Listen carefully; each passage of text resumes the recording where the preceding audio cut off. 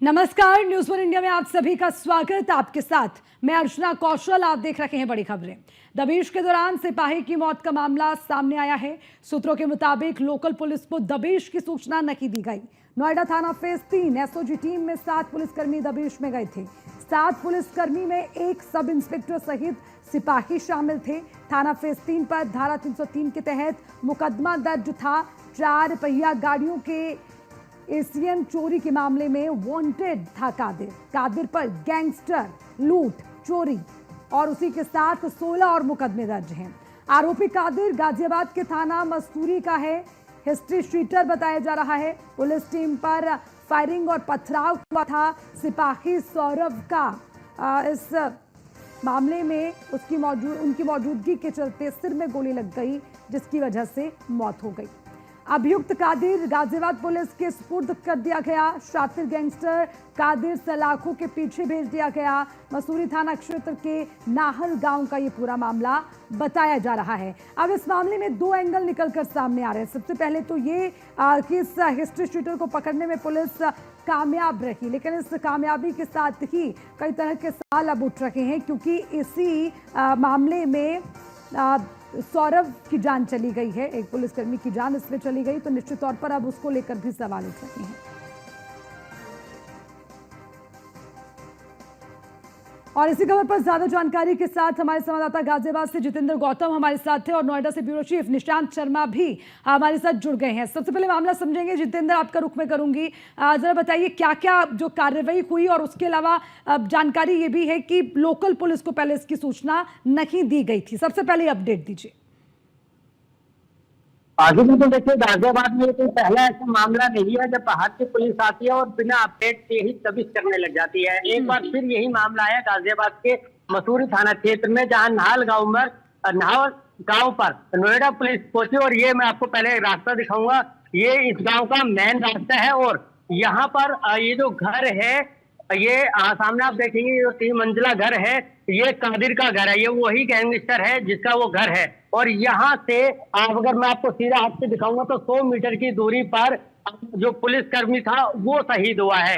यानी कि उस तरफ एक पुलिस की टीम नोएडा की थी और जो गांव का मेन रास्ता है उस तरफ एक नोएडा की टीम तैनात थी और उसको गिरफ्तार करने के लिए, दबिश देने के लिए यहाँ पर पहुंची थी। लेकिन लोकल पुलिस को इन्फॉर्म नहीं किया गया था अभी तक, ये सूचना है। और उसके बाद अगर आपको मैं घर की तस्वीरें दिखाऊंगा, ये उसका घर है। और यहाँ पर जब पुलिस पहुंचती है और उसको बोला जाता है गिरफ्तार करने के लिए पहुंचती है, तो तब इसी घर से वो यहाँ इसी घर में छुपा हुआ था। और जिसके बाद जैसे ही उसको गिरफ्तारी की और दबिश देने की बात होती है, तो ऐसे में जो तमाम उसके साथ जो साथी थे वो भी यहाँ पर पहुंचते हैं और पुलिस पर पथराव करने लगते हैं। आनन फानन में पुलिस भी पीछे हटती है और अपने छिपने की जगह के साथ साथ उसकी गिरफ्तारी की कोशिश करती है।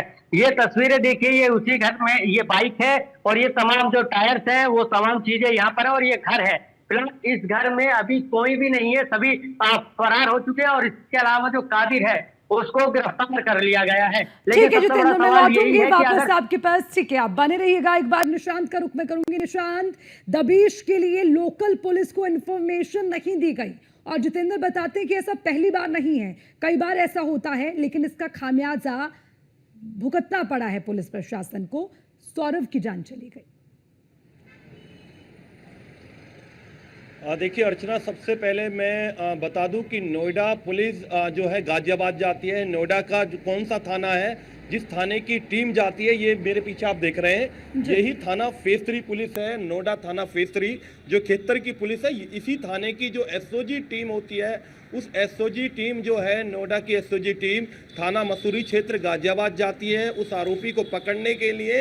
हालांकि जिस तरीके से कहा जा सकता है, एसओजी टीम जो है प्राइवेट में होती है, बाकायदा जो है वर्दी उनके पास नहीं होती, प्राइवेट सिविल ड्रेस में होते हैं। और कहीं ना कहीं जब वहाँ पर वो पहुँचते हैं, क्योंकि कादिर जो था एसीएम गाड़ी चोरी करने के मामले में जो 303/2 के तहत बीएनएस की धारा में वांछित चल रहा था और कादिर पर इसी थाने में मुकदमा था, इसी थाने में उसका वो वांटेड चल रहा था। और यहाँ की जो टीम है वो कहीं ना कहीं मसूरी थाने में बाकायदा क्षेत्र में जाती है और वहाँ पर उसको पकड़ने की कोशिश करती है। हालांकि सबसे बड़ी बात है कि यहाँ की जो पुलिस है वो इसलिए वहाँ पर लोकल पुलिस को जानकारी इसलिए नहीं देती। अगर लोकल पुलिस को जानकारी दे देती तो कादिर वहाँ से फरार फरार हो जाता। लेकिन सबसे बड़ी बात यह रहती है कि जो प्राइवेट टीम, जो टीम एसओजी टीम जो होती है वो सिविल में होती है, और वहाँ पर जब सिविल की पुलिस को देखते हैं तो वहाँ पर भीड़ इकट्ठी हो जाती है। भीड़ इकट्ठी दौरान में जो है कुछ लोग उन पर पथराव कर देते हैं, और उसके बाद जो है कुछ लोगों के द्वारा, आरोपियों के द्वारा जो है फायरिंग की जाती है। हालांकि जिसमें जो सौरभ जो सिपाही था, एसओजी टीम का जो सिपाही था थाना फेज 3 का, उस सौरभ के सर में जो है गोली लगती है, और गोली लगने से उसकी मौके पर ही मौत हो जाती है। सबसे बड़ी बात है, जो कादिर है वो एक बड़ा अपराधी है, उस पर जो है थाना मसूरी से वो खुद हिस्ट्री सीटर है, गैंगस्टर है, और लगभग जो है लूट चोरी के तमाम उसके खिलाफ जो है 16। ठीक है निशांत, लौटूंगी आपके पास वापस। जितेंद्र, देखिए सबसे बड़ी बात अब जो निकलकर सामने आ रही है, कादिर को पकड़ा गया, लेकिन ये दूसरा एंगल कि आखिर दबिश के लिए लोकल पुलिस को क्यों इन्फॉर्म नहीं किया गया। इसमें एक बात ये भी जितेंद्र दोहराई जा रही है कि अगर इन्फॉर्म करते तो शायद वो कादिर चौकन्ना हो जाता, या इंफॉर्मेशन उस तक पहुंच जाती तो वहां से भाग निकलता। जी बिल्कुल, देखिए हो सकता था कि वो चौकन्ना हो जाता और यहाँ से निकल जाता, ये कोई बड़ी बात नहीं है। लेकिन सबसे बड़ी बात यह है कि अगर पुलिस को इन्फॉर्म किया जाता तो आज जो यूपी पुलिस का जवान शहीद हुआ है वो इस तरह से शहीद नहीं होता। प्रॉपर उसकी प्लानिंग की जाती और प्रॉपर उसकी रैकी की जाती कि किस तरह से उस पर दबिश देनी है, किस तरह से उस पर काम करना है, एक अच्छा प्लान बनाया जाता। क्योंकि ये गाजियाबाद का नाल गांव में लगभग 20,000 की इसकी आबादी, और इससे पहले भी कई बार ऐसा हुआ है कि बाहर से पुलिस पहुंची है और फिर उसके बाद स्थानीय लोगों ने और उसके साथियों ने मिलकर लगातार पुलिस पर पथराव किया, गोलीबारी में। ये कई बार ऐसा हुआ। इस वक्त मैं उसी के घर में मौजूद हूँ, और ये घर आज इसीलिए सुनसान पड़ा है क्योंकि लगातार जिस तरह से इस घर में हमने देखा है कि हर एक कमरे में 2 से 3 बेड या चारपाई है, और इस हिसाब से आप अंदाजा लगा लीजिए कि जो कादिर है वो पूरी तरह से चौकन्ना रहता था और अपने घर में 10 से 20 लोगों को तैयार भी रखता था कि कभी भी अगर इस तरह की कोई दिक्कत आती है तो मौके पर पथराव कर सके और यहाँ से भागकर निकलने की कोशिश भी कर सके। और यही चीज हमें देखने को मिली है। इस घर में लगभग 5 से 7 कमरे, और हर एक कमरे में डबल बेड या फिर चारपाई है, जो कि इस बात की पुख्ता सबूत दे रही है कि आखिरकार अगर यहाँ पर पुलिस पहुंचती है और बिना किसी लोकल इनपुट के पहुंचती है तो उसका भागना बेहद ज्यादा आसान हो जाता है। ठीक है, और इसी के चलते यही चीज हुआ है। निशांत, देखिए ये पुलिस की कामयाबी है कि हिस्ट्री शीटर को पकड़ लिया गया, लेकिन सवाल ये भी है निशांत कि अगर इंफॉर्मेशन दे देते तो शायद जो शहीद हुआ सौरभ, उनकी भी जान बच जाती। देखिए दोनों तरफ से देखा जा सकता है। अगर इंफॉर्मेशन एसओजी की टीम, नोएडा पुलिस की टीम अगर देती तो कादिर फरार हो जाता। दूसरी बात, जब टीम वहां पर पहुंचती है तो कादिर को पकड़ने की जब कोशिश वहां पर की जाती है तो वहां पर भीड़ इकट्ठी हो जाती है, उस पर पथराव किया जाता है। हालांकि वहां पर जो नोएडा पुलिस के द्वारा फिर वहां की लोकल पुलिस को भी फोन किया जाता है, उच्च अधिकारियों तक फोन किया जाता है, लेकिन लोकल पुलिस को वहां पर करीब कई मिनट वहां पर नहीं पहुंचती, आधे घंटे तक वहां पर पुलिस नहीं पहुंचती, जो सूत्रों से हमें जानकारी मिली है। जिसके बाद जो है मौके पर उसकी जो सौरभ को गोली लगती है, सौरभ काफी लूलुहान हो जाता है, जो उसका शव है वो रोड पर पड़ा रहता है। उसके बाद वहां पर पहुंचता है, ई रिक्शा में उसके शव को बाकायदा ऑटो में रखकर ले जाया जाता है। तो कहीं ना कहीं कहा जा सकता है कि लोकल पुलिस की भी कहीं ना कहीं लापरवाही है कि बेखौफ तरीके से पथराव किया जाता है, गोली चलाई जाती है, उन पर फायरिंग की जाती है। तो कहीं ना कहीं लोकल पुलिस पर भी ये सवाल उठ रहा है कि इस तरीके से एक थाना मसूरी क्षेत्र में इस तरीके की घटना होना एक सबसे बड़ा सवाल है। अब जो है दोनों commissioner, Noida commissioner, Ghaziabad commissioner से लगातार संवाद कर रहे हैं, क्योंकि मौके पर दोनों कमिश्नर जो है, पुलिस कमिश्नर मौके पर पहुंचे और लगातार आपस में वार्ता की गई। अब जो है कादिर की गिरफ्तारी इसमें कर ली गई है। कादिर को भी नोएडा पुलिस रिमांड पर लाएगी और कहीं ना कहीं इस पूरे मामले में अब जो है कार्रवाई करने की जो दावा है वो कहीं ना कहीं किया जा रहा है। लेकिन निशांत, इस पूरे मामले को देखकर क्या लगता है अब जो तस्वीर है मामले की वो क्या होगी? क्योंकि गाजियाबाद पुलिस इसके लिए जिम्मेदार ठहरा रही है नोएडा पुलिस को, और नोएडा पुलिस भी इसको लेकर कोई ना कोई तर्क सामने रख रही है। तो इस पूरे मामले की तस्वीर क्या देखिए? हालांकि हिस्ट्री शीटर को गिरफ्तार किया गया है, इसको नकारा नहीं जा सकता। देखिए सबसे बड़ी बात है कि इस पूरी घटना में एक सिपाही की जान चलेगी, तो कहीं ना कहीं एक बड़ी जो है इसे दुखद घटना कहा जा सकता है। दूसरी बात, इसमें लापरवाही भी कहा। कि लोकल पुलिस को बताती तो कहीं ना कहीं कादिर फरार होता। अगर जो मौके पर सही समय पर वहां की लोकल पुलिस को सूचना देने के बाद भी लोकल पुलिस नहीं पहुंची तो उन पर भी सवाल उठ रहा है। तो लगातार इस तरीके के सवाल उठ रहे हैं। हालांकि अब जो है दोनों पुलिस कमिश्नर जो है आपस में संवाद कर जो है कार्रवाई की बात कर रहे हैं और किस तरीके से कार्रवाई की जा सकती है। कादिर की जो हवेली बनी हुई है उस पर भी सूत्रों से जानकारी मिल रही है। उस पर भी जो बुलडोजर की कार्रवाई जल्दी की जाएगी। एक बड़ा शिकंजा जो है इस अपराधी के खिलाफ कसा जाएगा, क्योंकि एक उत्तर प्रदेश के पुलिस का जवान इस पूरी घटना में गया है। तो कहीं ना कहीं एक बड़ी जो मिसाल बने, बड़ी कार्रवाई का जो काम है वो नोएडा पुलिस और गाजियाबाद पुलिस के द्वारा बिल्कुल किया जाएगा। ठीक है निशांत, मैं लौटूंगी आपके पास। जितेंद्र, और क्या आप देख पा रहे हैं, मौजूदगी आपके कादिर के घर के बाहर है, कैसे वो रहता था, क्या करता था, कैसे टीम पर पथराव हुआ, ये जानकारी उससे पहले से थी क्या कि वहां पर उसको पकड़ने के लिए पुलिस टीम पहुंचेगी? इतने पथराव के लिए उसके साथ ही बड़ी संख्या में वहां पर पहुंचे, सब प्री प्लान था, कैसे रहता था कादिर?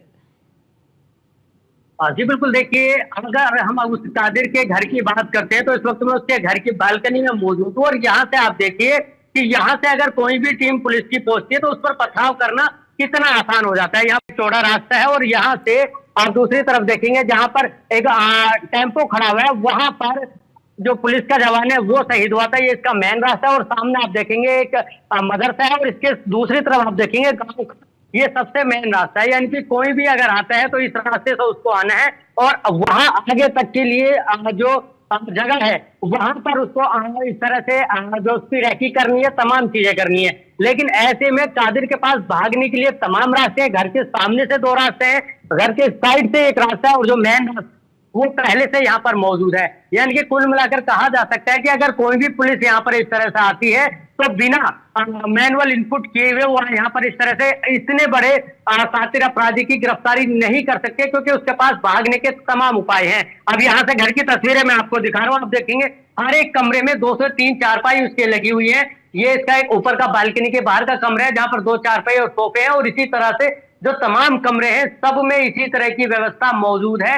यानी कि इसका मतलब साफ है कि कादिर के घर में इससे पहले भी जब भी कोई इस तरह से अगर आएगा तो कम से कम 10 से 12 लोग मौजूद रहेंगे ही रहेंगे, क्योंकि उनके लिए ये व्यवस्था की गई है कि अगर कोई भी पुलिस आती है तो उनसे निपटने के लिए पहले की व्यवस्था उनके पास क्या है। तो कुल मिलाकर उनके पास पूरी तरह की तमाम व्यवस्था थी, जिसके चलते उन्होंने पुलिस को भी चकमा दिया। और इसमें सबसे बड़ी बात यह है कि आखिरकार कादिर तो गिरफ्तार हो गया है, लेकिन उसका साथ देने वाले, पथराव करने वाले, गोलीबारी करने वाले लोग अभी भी गिरफ्त से बाहर है, जिसको लेकर लगातार गाँव में पीएसटी भी तैनात की गई है। पुलिस की तमाम टीम लगातार रैकी कर रही है, इसके अलावा तमाम जो टीम है पूछताछ कर रही है। लेकिन सबसे बड़ी बात यह है कि लगभग 20,000 के इस गांव में इस तरह से 10 से 12 लोगों को ढूंढना जो कि मौके से फरार है, एक बहुत बड़ी चुनौती होगी। और सबसे बड़ी बात यही है कादिर के घर से पुलिस थाना, पुलिस चौकी कितनी दूर है? क्योंकि सवाल ये भी कि जब ये इस तरह की स्थिति बनी तो इंफॉर्मेशन लोकल पुलिस को दी गई,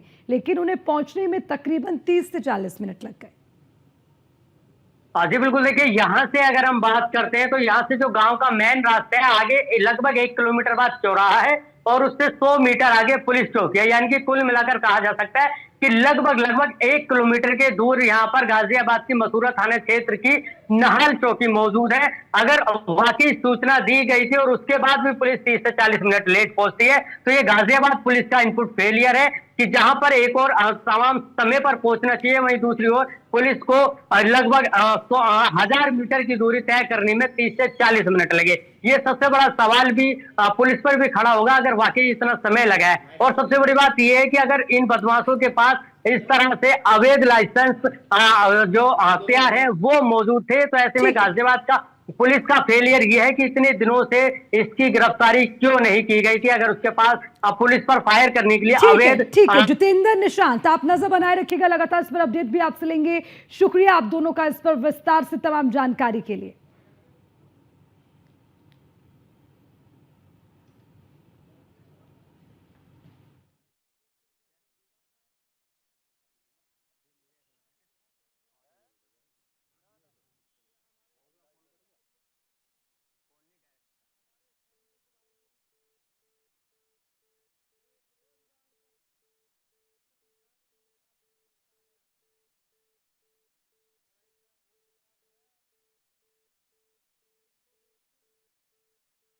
लोकल पुलिस को दबिश की सूचना दी गई थी, ये सूत्रों के हवाले से जानकारी मिल रही है। हालांकि वहां पर टीम है उसको पहुंचने में काफी देरी लगी। 7 पुलिसकर्मी 3 एसओजी टीम 7 पुलिसकर्मी वहां पर थे जो रात के समय पहुंचे, ये भी जानकारी सामने आ रही है।